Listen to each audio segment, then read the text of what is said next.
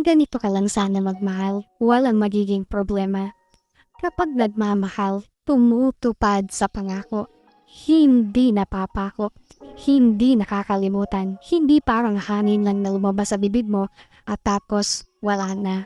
Ang nagmamahal ay nagfulfill ng promise. Kapag hindi tumama sa tamang panahon, nagpapaliwanag na may lambing. Hindi yung porke matagal na kayo. Wala na lang sa'yo ang mga ipinangako mo before. Kapag nagmamahal, sumasagot ng hindi nag-aaway. Walang guilt na nararamdaman.